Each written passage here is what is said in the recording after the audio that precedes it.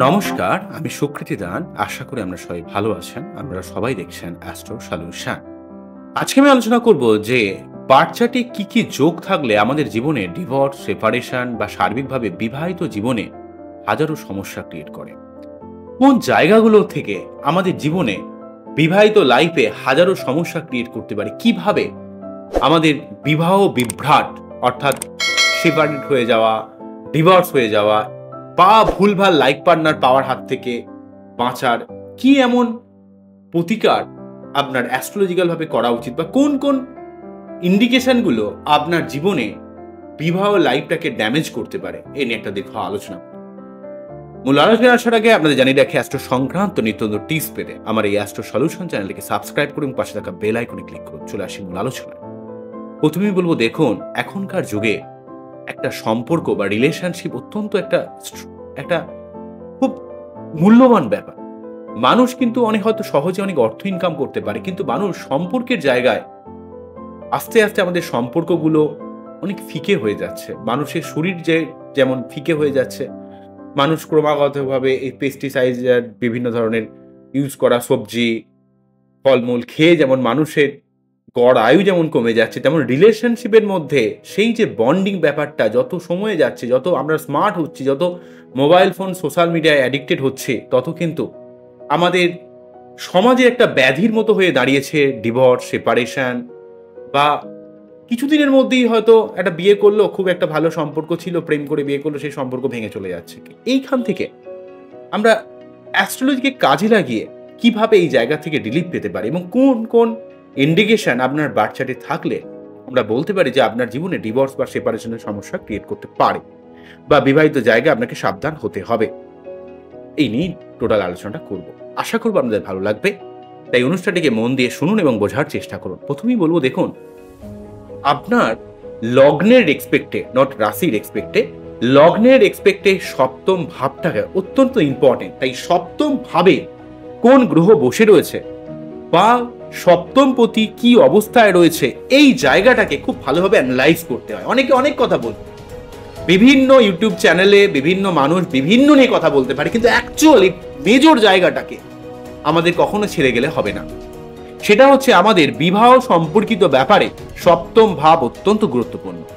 আপনার সপ্তমপতি কোন অবস্থায় রয়েছে বা সপ্তম ভাবে কোন গ্রহ বসে রয়েছে বা সপ্তম ঘরে কোন গ্রহ দৃষ্টি দিচ্ছে, এই জায়গাটাকে পুঙ্খানুপুঙ্খভাবে কিন্তু দেখতে হবে। অনেক সময় দেখতে পাওয়া যায় আপনার হয়তো তুলা লগ্ন, এই তুলা লগ্নের ক্ষেত্রে বিবাহিত জীবন অনেক ক্ষেত্রে সমস্যা ক্রিয়েট করতে আমি দেখেছি। তুলা লগ্ন আপনার, তো আপনার সপ্তমপতি মঙ্গল, এই তুলা লগ্নকে নিয়ে বলি, অনেকে মনে করেন যে দ্বিতীয় ভাবের অধিপতি এবং সপ্তমপতি মঙ্গল হওয়ার জন্য মঙ্গল কিন্তু মারক বলে অনেকে কিন্তু রক্ত প্রবল দেন না, অনেক অ্যাস্ট্রোলজার। কিন্তু এই তুলা লগ্নের ক্ষেত্রে মঙ্গল ম্যাক্সিমাম ক্ষেত্রে প্রীত থাকতে দেখেছি। তো প্রীত থাকার জন্য বিবাহিত জীবন অনেক সমস্যা ক্রিয়েট করে। মানে মুদ্রা কথা হচ্ছে, কোনোভাবে সপ্তমপতি ডিস্টার্ব থাকা মানে আপনার বিবাহিত জীবনে অবশ্যই কিছু ডিস্টার্ব তৈরি করবে। আবার এই সপ্তমপতি যদি কোনোভাবে রাহুযুক্ত হয়, আপনার নিজের লাইফ পার্টনার এর মধ্যে একটা ভুলভাল মেন্টালিটি ক্রিয়েট করবে, তার মধ্যে কটু কথা বলা, তার মেন্টালিটি খারাপ হওয়া বিভিন্ন ক্রিয়েট করতে পারে।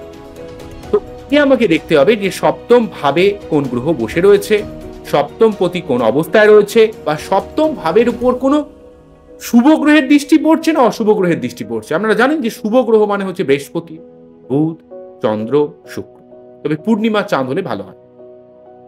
এবং ক্রুয় গ্রহ মানে মঙ্গল, রবি, শনি, রাহু, কেতু। তবে এবারে এর মধ্যে একটা কন্ডিশন থাকবে, আপনার লগ্নের এক্সপেক্টে সেই গ্রহটা শুভ না অশুভ। ধরুন আপনার বাচ্চাটে হয়তো দেখা গেল মঙ্গল সপ্তমে বসে রয়েছে, অবশ্যই মাঙ্গলিক, কিন্তু আপনার যদি ধরুন বৃশ্চিক লগ্ন হয় বা মেষ লগ্ন হয়, সেক্ষেত্রে সপ্তম ভাবে মঙ্গল এতটাও ডিস্টার্ব করবে না। হ্যাঁ, তবে কিন্তু আপনার লাইফ পার্টনারের সঙ্গে আপনার একটা মানসিক দূরত্ব তৈরি করে, রেগে যাওয়া, ঝগড়াঝাটি করা, এমন একটা ব্যাপার, ইগোয়েস্টিক সমস্যা ক্রিয়েট করা। তো সেই জন্য আগে আপনাকে এই ব্যাপারটা দেখতে হবে। এবং সেই সঙ্গে আমরা নবম ভাব থেকে যেমন আমরা সেকেন্ড ম্যারেজকে আমরা দেখতে পারি, এবং সেই সঙ্গে সঙ্গে আমরা কিন্তু দেখব একটা বিবাহের স্টেবিলিটিকে ইন্ডিকেট করে হচ্ছে অষ্টম ভাব এবং দ্বিতীয় ভাব। তাই অষ্টম ভাবে কোনোভাবে রাহুকেতু বা দ্বিতীয় ভাবে কোনো রাহুকেতু থাকলে বা অশুভ গ্রহ থাকলে বিবাহিত জীবনে মাঝে মাঝে ডিস্টারবেন্স তৈরি করে। তাই আগে আপনাকে বুঝতে হবে যে আপনার অষ্টম বা দ্বিতীয়ভাবে কোনো রাহু কেতুর মতো কোনো গ্রহ ডিস্টার্ব করে দিচ্ছে না। তো অনেক সময় এই জন্য কি হয়, আপনার মধ্যে অত্যন্ত রূঢ় কথা, ডিরেক্টলি কথা বলে দেওয়া, আক্রমণাত্মক কথা বলে দেওয়া, এই জায়গাটা থেকেও কিন্তু অনেক সময় বিবাহিত জীবনে ডিভোর্স, সেপারেশন বা আপনার বিবাহের মধ্যে স্টেবিলিটির জায়গাটা বিভিন্নভাবে অভাব ক্রিয়েট করে। তাই প্রথম যে জায়গাটা বললাম যে সপ্তম ভাব বা সপ্তম পতি বা সপ্তম ভাবে কোন গ্রহ দেখছে। নাম্বার 2 যেটা বললাম, দ্বিতীয় ভাব এবং অষ্টম ভাবে রাহু কেতু থাকলে বিবাহিত জীবনে স্টেবিলিটির অনেক অভাব ক্রিয়েট করে। এই দুটো জায়গা সব থেকে গুরুত্বপূর্ণ। নাম্বার 3 যেটা বলবো, আপনাদের ক্ষেত্রে প্রতিটা ডিভিশনাল চার্ট থাকে, দশমাংশ চার্ট থেকে আমরা কিন্তু জবকে আমরা দেখতে পারি, আমরা নবাংশ চার্ট থেকে আমরা কিন্তু বিবাহিত লাইফকে দেখতে পারি। তাই নবাংশ চার্টে আপনার সপ্তম ভাব বা লগ্ন ভাব কতটা স্ট্রং রয়েছে সেই জায়গাটাকে কিন্তু আমাদের ভালোভাবে খেয়াল করতে হবে। এই তিনটে বেসিক জায়গা, এই তিনটে জায়গা থেকে আমরা মোটামুটিভাবে 20%, মোটামুটিভাবে 60%, মানে 20 না হলে আমরা আমি ওয়েটেজ, প্রথম যে ক্রাইটেরিয়াটাকে ওয়েটেজ রাখলাম 40%, তারপরে ক্রাইটেরিয়াটাকে ওয়েটেজ রাখলাম 20%, তারপর রাখলাম 20%, তাহলে কত হলো 40 + 20 + 20, 80% এখানেই চলে গেল। বুঝে গেল কি বললাম? মানে আমি প্রথমটা ওয়েটেজ রাখলাম সপ্তম ভাব, সপ্তম পতি এবং সপ্তম ভাবে কি গ্রহ দৃষ্টি দিচ্ছে তার ওয়েটেজ রাখলাম হচ্ছে 40%, তারপর ওয়েটেজ রাখলাম দ্বিতীয় এবং অষ্টম ভাবে রাহু কেতুর মতো কোনো অশুভ গ্রহ দৃষ্টি দিচ্ছে কিনা সেটার ওয়েটেজ রাখলাম 20%, তারপর মানে নাম্বার ডিভিশন বলছি আর কি, তারপর আমি ওয়েটেজ রাখবো নবাংশ চার্টে আপনার সপ্তম ভাব এবং সেই সঙ্গে কিন্তু লগ্ন, এই জায়গাটাকে আমরা ওয়েটেজ রাখলাম 20%। এরপর আমরা দেখবো আরো যে 20% বাকি থাকলো, অনেকগুলো জায়গাকে দেখতে হবে। কি দেখতে হবে? দেখতে হবে যে আপনার বাচ্চা, বিশেষ করে মেয়েদের ক্ষেত্রে বাচ্চার যদি মঙ্গল শনি যোগ থাকে, তাদের হাজবেন্ডের সঙ্গে সমস্যা ক্রিয়েট করে, হাজবেন্ডের মধ্যে দায়িত্ব জ্ঞানীনতার খুব অভাব থাকে, বা তার মধ্যে একটা পরকীয়া করারও সম্ভাবনা ক্রিয়েট করে। বিভিন্ন দিক থেকে বিভিন্ন প্রবলেম আমি দেখেছি, বা মেয়েদের ক্ষেত্রে গাইনোকল সমস্যা ক্রিয়েট করে। যদি আপনার বাচ্চাটে চন্দ্র খুব ডিস্টার্ব থাকে, আপনাকে মানসিকভাবে কখনো সুখী করে না, অত্যন্ত ডিপ্রেস করে দেয়, বা যদি আপনার বাচ্চাটে দেখতে পাওয়া যায় যে শুক্র রাহু যোগ, এখানেও কিন্তু লাইফ পার্টনারের সঙ্গে একটা মতবিরোধ তৈরি করে, লাইফ পার্টনার আপনার ব্যাপার বোঝে না, কেননা বিবাহের মধ্যে যে ইমোশনাল অ্যাটাচমেন্ট বা বিবাহের মধ্যে যে ভালোবাসা, সেখানে কিছুটা শুক্র এবং কিছুটা চন্দ্রের কারকতার মধ্যে লিড করে।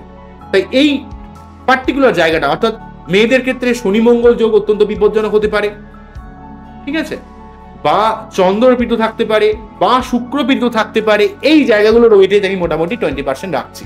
তো এই সার্বিক জায়গাগুলোকে ওয়েটেজ করে দেখুন যে আপনার কোন কোন জায়গা থেকে আপনি কতটা শুভ ফল পাচ্ছেন। যদি পান তাহলে বুঝতে পারবেন বিবাহিত লাইফ অনেকটা ভালো হবে। আবার অনেকে সংখ্যা তত্ত্ব বিচারেও কিন্তু অনেক সময় করা যেতে পারে। যেমন ধরুন, এক সংখ্যার মানুষের মধ্যে অত্যন্ত ইগোয়েস্টিক মেন্টালিটি থাকে, তারা একটা নতুন কিছু করতে চায়। 4 সংখ্যার মানুষের মধ্যে ছাপোষা লাইফ তারা লিড করতে চায় না, তারা একটু নতুনত্ব কিছু খুঁজতে চায়, ক্রিয়েটিভ কিছু করতে চায়।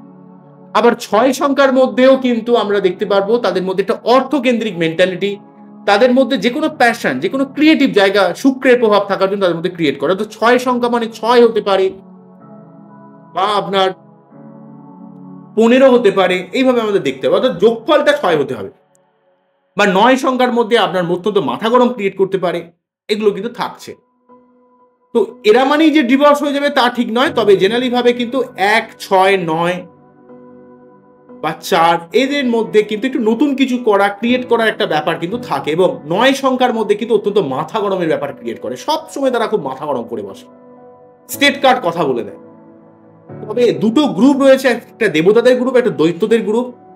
তাই সেই গ্রুপের মধ্যে যেমন ধরুন 1 হচ্ছে রবি, 2 হচ্ছে চন্দ্র, 3 হচ্ছে বৃহস্পতি, 9 হচ্ছে মঙ্গল। তা এর সাথে অ্যান্টি রয়েছে 6 হচ্ছে শুক্র, 5 হচ্ছে বুধ এবং 8 হচ্ছে শনি। তাই এই গ্রুপের সঙ্গে এই গ্রুপের কিছুটা অ্যান্টি রয়েছে।